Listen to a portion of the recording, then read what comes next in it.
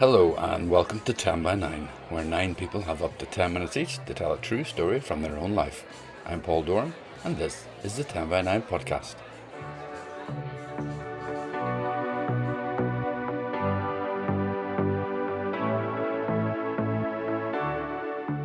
And hello and welcome to the first 10 by 9 podcast of 2024.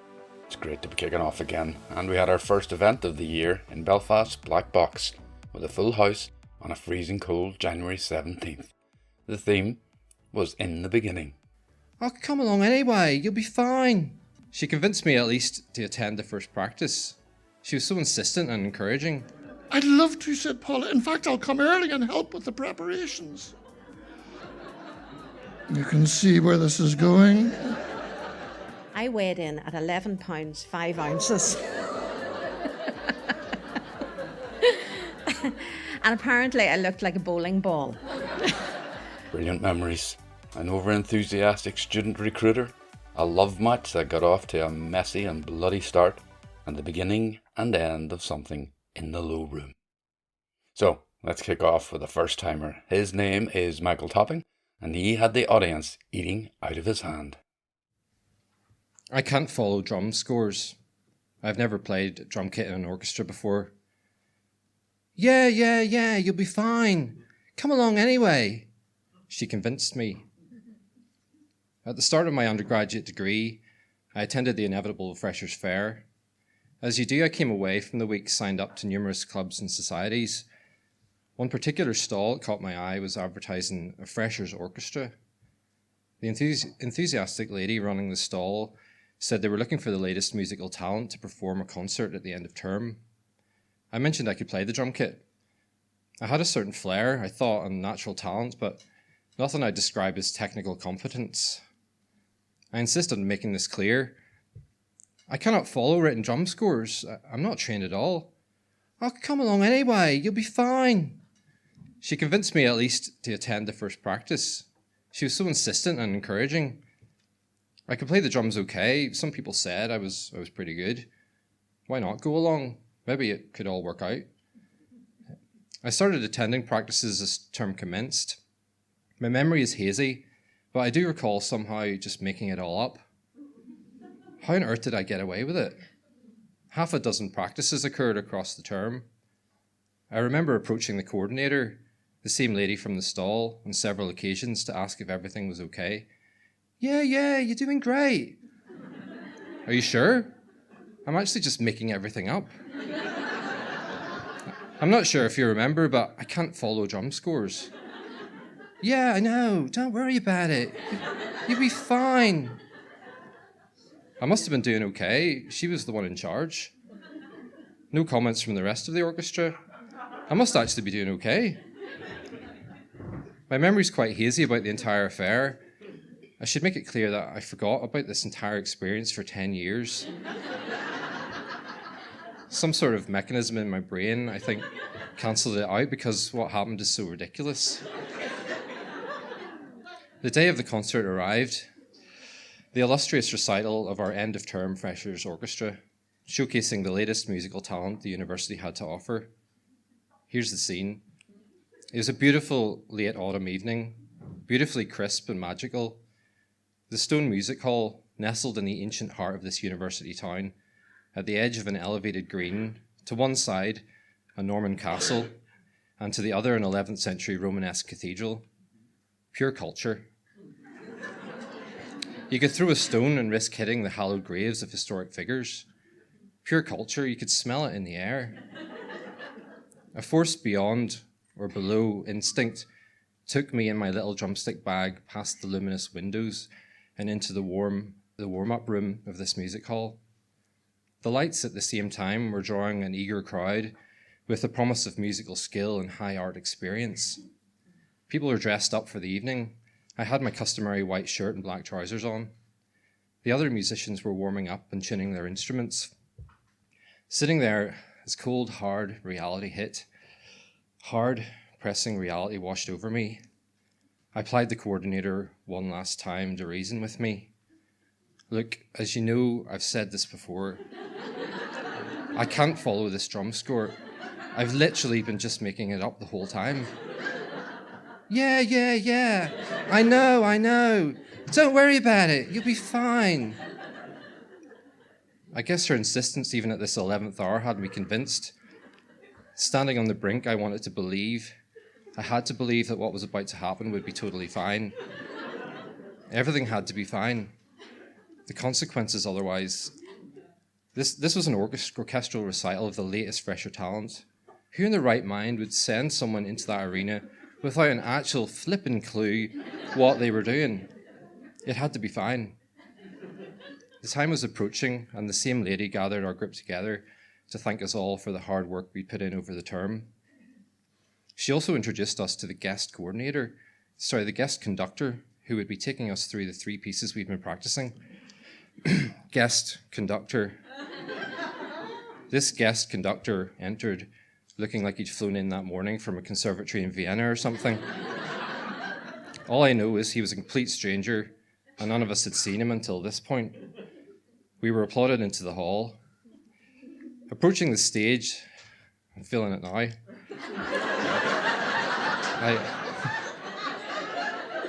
I ascended the drum kit, which was sitting on its own separate plinth above the rest of the orchestra. So I'm in full view of every face, and of course the guest conductor to my left. The room eventually dies down, and with it any shred of my confidence that things are going to be fine. My dignity, sense of control are now evaporated. The impending doom of what was approaching was upon me, with the added weight of hundreds of expectant, critical eyes. They were expecting brilliance, or at the very least competence. I didn't know a single beat, not one. I didn't know any of it. How did I get there? How could I survive this? The hall is silent. The guest conductor raises his arms. It's now. It's happening. He glares with raised eyebrows over us, and then tap, tap, tap, tap, tap, tap, tap, tap, tap, tap, tap, tap. I'm tapping the hi-hats, the pair of closed cymbals to my left. I'm tapping 4 beats to the bar. I think there's 4 beats to the bar. Some might have 3, but I'm tapping anyway. This is my safe space. This is all I can think to do. All my terrified mind can muster. My fingers and forearm are all that it takes. The rest of me is frozen in terror as the sound of the orchestra moves around me. I look at the score for help, but it's all just algorithms and science equations. Pure nonsense. The horror. Very soon, the conductor twigs.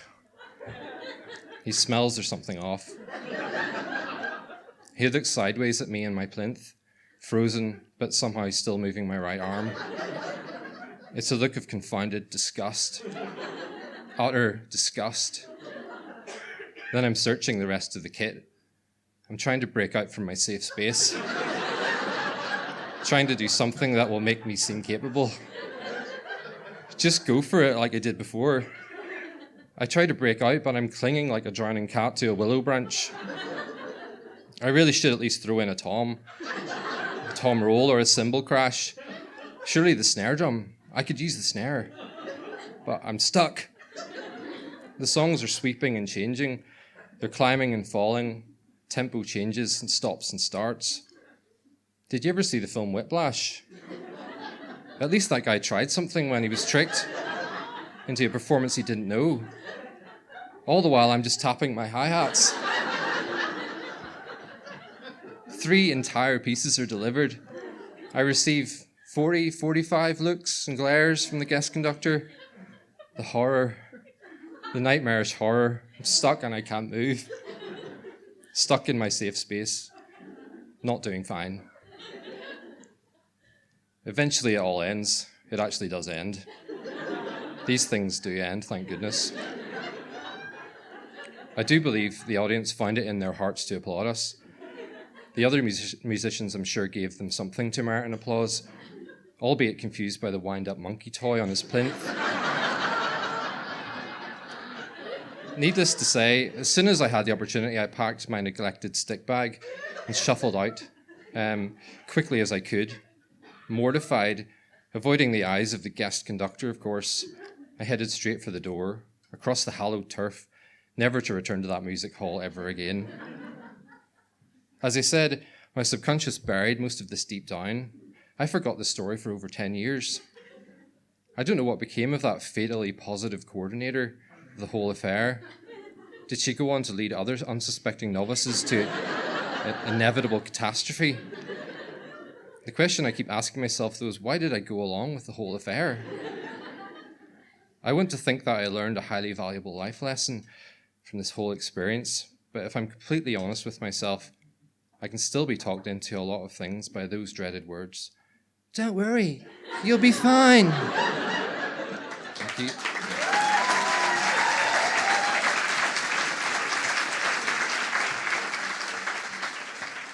Thanks so much, Michael. You were brilliant. I hope you'll be back with more stories soon. Oh, and apologies to over-enthusiastic English ladies for the accent. We're always looking for new storytellers at 10 by 9, so if you'd like to tell your first story, like Michael, then get in touch at the 10 by 9 website. Why not make it a challenge to yourself for 2024? Looking forward to hearing from you. Okay, let's get on to our next story, which comes from 10 by 9 favourite, Jim Livingstone. It's a wonderful story, but just be warned, there are a few little F-bombs in there. Take it away, Jim. In the beginning, there was just Jim.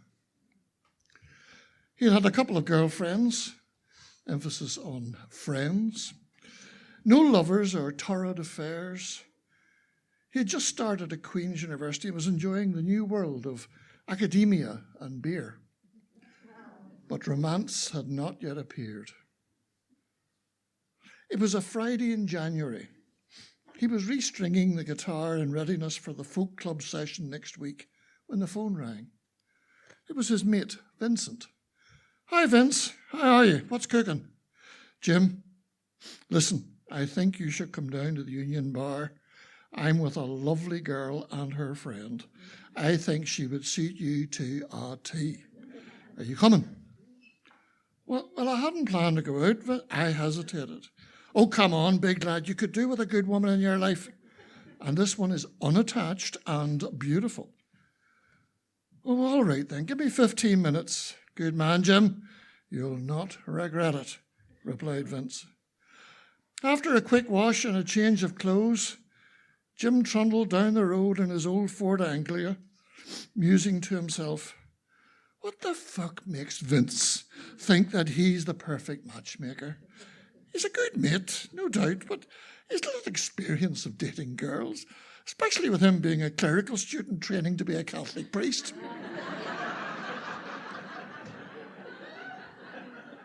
In a few minutes, Jim entered the bar.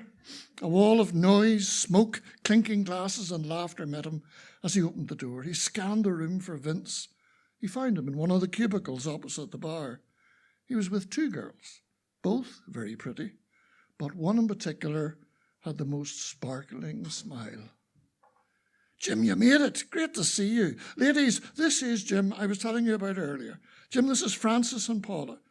What do you want to drink, mate? Pint of lager, please. Thanks. Hi, girls. Nice to meet you. Vince got the pint and Jim sat beside him with the two girls opposite. He got chatting to Paula first, the one with the stunning smile, who it turned out liked folk music just like him. They all chatted for a few minutes and then the two girls excused themselves while they went to the toilet.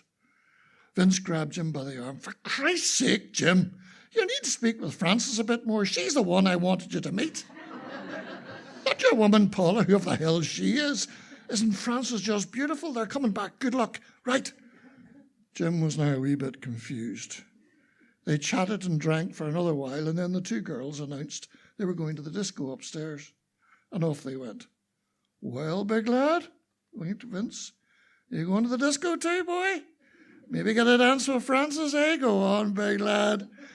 I have to get back to the seminary, so I'll see you on Monday. Jim went to the disco and stood for what seemed like ages, hoping to catch sight of the girls. And then he saw her, that wonderful smile. He was shaking with nerves and walked towards her.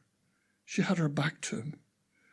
As he tapped her on the shoulder, she turned round and that smile took his breath away. Hi, Jim. Nice to see you again. Would you like to dance? Jim stuttered. He held his breath, expecting a no, but she beamed. I'd love to, thanks. He nearly burst with excitement. They had the statutory 3 dances, and then Paula looked at her watch. Oh, I'm so sorry, Jim. Francis and I have to go. My sister's picking us up outside in a few minutes, but it was lovely to meet you. Jim grabbed her hand and blurted, can I see you again? There's a folk concert on Sunday in the McMurdy Hall, and I can get tickets. Will you come with me? He held his breath again, even longer this time. Yes, came the reply. I'd love to. I'll meet you in the foyer just before it starts. And then, with her wondrous smile beaming, she was gone. Jim stood in a daze in the middle of the dance floor. She said fucking yes. He went and punched the air with his fist. The next evening, they took their seats at the concert. They both loved all the musicians and sang along with them joyfully. At one point, Jim tentatively reached across and took Paula's hand. She looked at him and smiled and didn't resist. So they sat hand in hand for the rest of the concert. Later, he walked her to her parents' house and at the garden gate said goodnight. He held her hand and drew her near and kissed her gently on the lips. She smiled. She actually said thank you. In the months that followed, they grew closer and closer, going to parties and the cinema and concerts together, laughing a lot, becoming generally recognized by friends as a couple. Then one Saturday afternoon, Jim picked Paula up in his car. She had suggested on the phone that they go for a drive to a nearby park. When he stopped the car, Paula turned and said, Jim, I need to tell you something. I really like you. You're very nice, but I think we're going too fast with our relationship. We need to take a break from each other. Okay, so thank you, but please let me walk home. It's not far. And with that, she got out of the car and walked away. Jim was shattered. I've been fucking dumped. He just couldn't understand why or what had just happened. And he went home and he cried all evening. Consoled by his mum, who stroked his hair and said, she'll be back, pet. She'll be back. 3 months went by and there was no sign of Paula. One evening, Jim met a nice girl called Ruth at a party, and she agreed to go on a date with him. She liked parties and discos, but she wasn't interested in folk music, which only reminded Jim of Paula. His birthday was coming up, and Ruth said he should have a party, and she would organise it. So invitations were issued and plans made. But the day before the party, Jim was surprised when he bumped into Paula in an empty coffee shop. They were both alone and sat together sipping coffee and chatting idly. Suddenly she looked straight at him, smiled and said, would you take me to the Aquinas Formal? Next Friday, I'll pay for the ticket. Jim wanted to scream with delight and immediately shouted, yes, yes, please. Will you come to my birthday party tomorrow night at Mum's? I'd love to, said Paula. In fact, I'll come early and help with the preparations. You can see where this is going. The following evening at 6, Jim found himself in his mum's kitchen making sandwiches with Paula on his left, buttering bread, and the lovely Ruth on his right, cutting the rounds into little triangles. There was little in the way of conversation. Yes, he had forgotten about Ruth when he invited Paula to the party. He was slicing tomatoes using a little machine his mum had bought, which made it possible to slice things very thinly with extremely sharp blades. But he forgot to use the holder. And he held the big tomato in his hand, slicing one after the other, nervously keeping an eye on the two girls beside him. Suddenly he felt a sharp pain. He looked down to see sliced tomatoes covered in blood. His blood. It turned out that he had sliced the tops of his right-hand fingers off. The two girls screamed and each grabbed his hand in unison, crying, "I'll take you to the hospital! No, I'll take him! No, I'll take him!" The blood flowed copiously, and then Paula, in a voice that would scare the fucking devil himself, growled, "I will take him."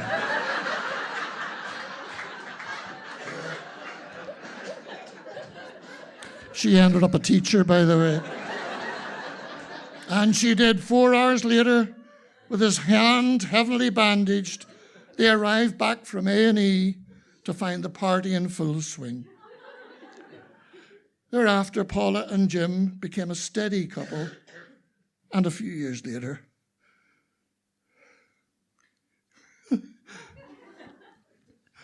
she agreed to be his wife. So in the beginning, there was only Jim. And now, 50 years later, it's Jim and Paula for always. The only issue that was never cleared up, by the way, was which of the birthday party guests had eaten Jim's fingertips.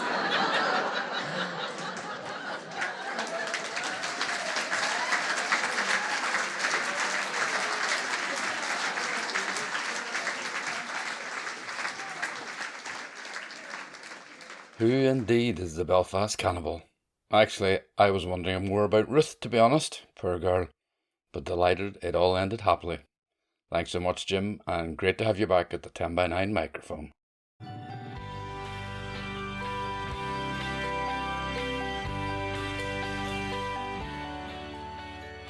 As you know, 10x9 is always free and always will be, but I just want to say a big thank you to Maureen Grigg, who has donated via Patreon. Thanks, Maureen.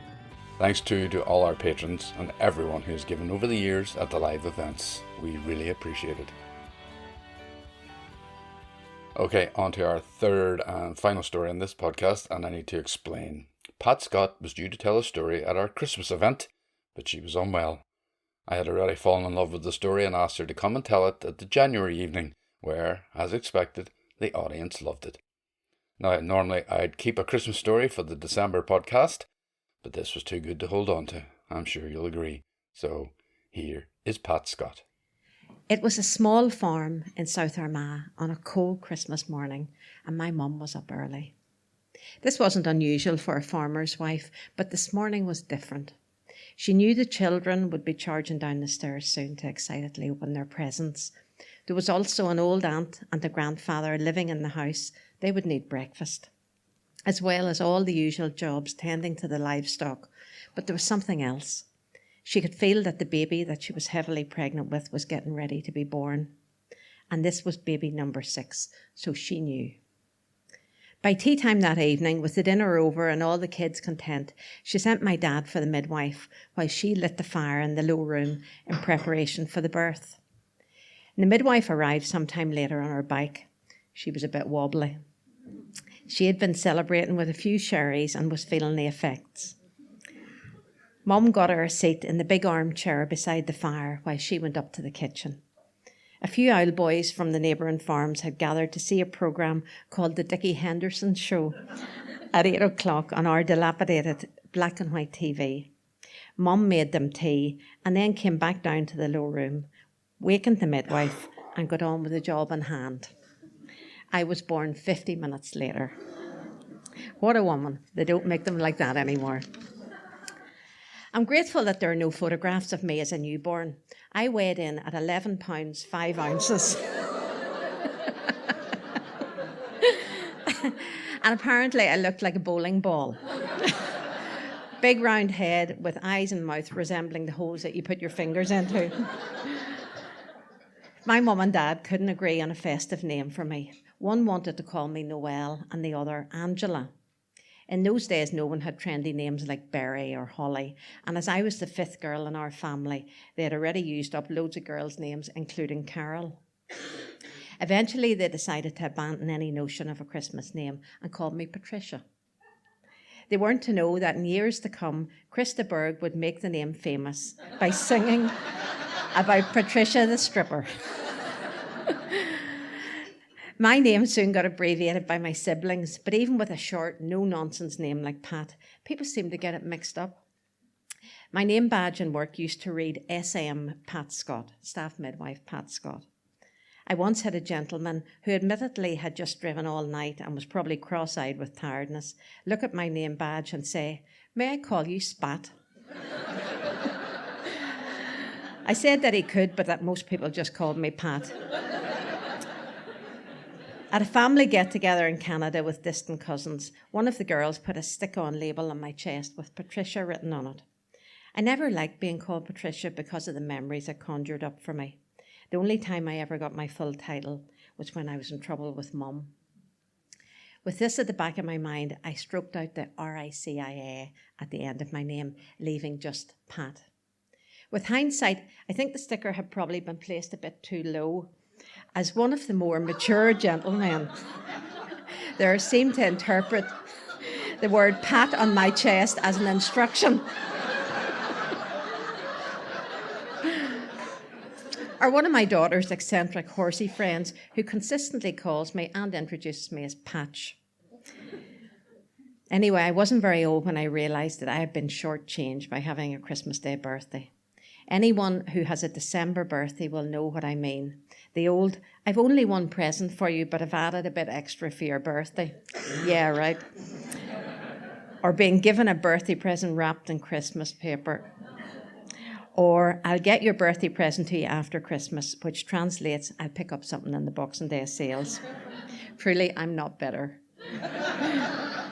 But Christmas Day wasn't all bad. I have lovely memories of the excitement of waking up and seeing that Santa had been. I even remember once seeing his shadowy figure at the bottom of my bed and staying very still, as I knew that if he saw that I was still awake, he would leave me clinkers in my stocking. When I was about 9 years old, I learned that Queen Elizabeth celebrated an official and an unofficial birthday on 2 different dates. I thought this was a fabulous idea and discussed it with Mum. I think she understood the need for me, now one of 7 children, to have my own identity and my own special day without having it regularly forgotten about in the excitement of Christmas morning. With a name like Pat, it was a no-brainer for me. I would celebrate my birthday on the 17th of March, St. Patrick's Day. And so started a new family tradition which lasted well into adulthood. In my late 20s, I began working as a midwife. Christmas off-duty is every ward sister's nightmare. So what often happens to try and stop fisticuffs amongst the staff is that no annual leave is allowed over that week. This meant that I worked my fair share of Christmas Eves, Christmas Days and Boxing Days. Traditionally on Boxing Day, a journalist from the local paper would come onto the postnatal ward to photograph any babies that had been born the day before. Needless to say, I was often chivied into the photographs.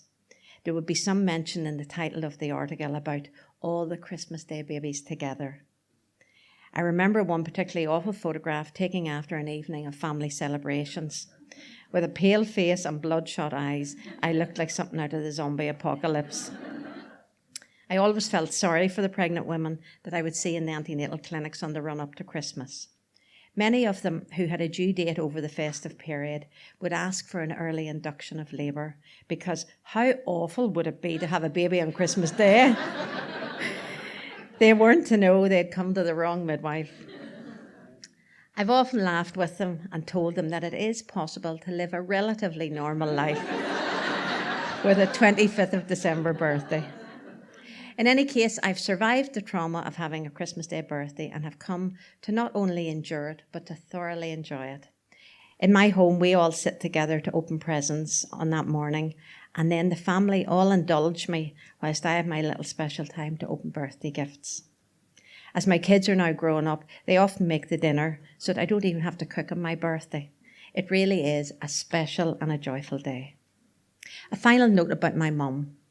She was small in stature, but big of heart. She had mad red hair, which my dad loved. He often joked about red-haired women being a force to be reckoned with, and he teased Mum endlessly about it. Consequently, we all grew up feeling that somehow our red hair was our superpower. Mum had had a tough upbringing, but it had never made her hard. She was effervescent and loved to laugh and tell stories. She was a wonderful mimic too, and often had us doubled over laughing as she recounted tales of people that she'd met. She and Dad were childhood sweethearts. In those days, you needed to be 21 before you could wed without parental permission. So 4 weeks after Dad's 21st birthday, they got married. Mum often told us about how her dad had to sign for her because she was only 20. She modelled out love, loyalty, and lifelong commitment. She suffered many losses in her life, but bore her pain with grace and fortitude, and supported our dad through them all. But when he died just shy of their 65th wedding anniversary, that loss proved to be one too many. Her light and sparkle left with him. We watched, helpless, as she retreated into herself and faded away, both physically and emotionally. It was as though she had completed her mission of seeing us all grown up, but now, with Dad gone, there was no reason to stay. She was a remarkable woman who didn't mind doing things a bit differently to others, like giving birth in the low room of a small farm in South Armagh on Christmas Day, and 54 years later, in that same low room of that small farm in South Armagh on Christmas Day, slipping away.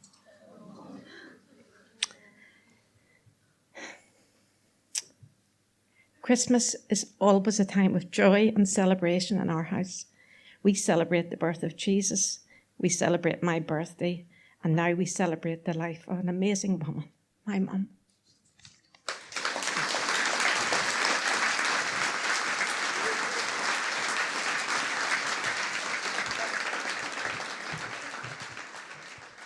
Thank you, Pat.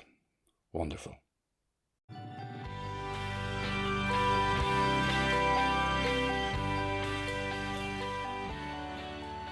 And that's it for this podcast. Check out all the 2024 dates on our website and mark them in your diaries. Be sure to keep up with us on Twitter, Facebook or Instagram for any updates. Thanks to everyone who makes 10 by 9 happen, especially the fabulous Leanne McConville, Margaret McClory and Chris O'Donoghue. There would be no 10 by 9 without them. Thanks of course to the beautiful people of the Black Box and our amazing and supportive audience. You give me such joy. Thanks to all our storytellers of course, but the biggest thanks this week goes to Michael Topping, Jim Livingstone and Pat Scott. I'm Paul Dorn and I'll be back with another podcast soon. But for now, bye bye.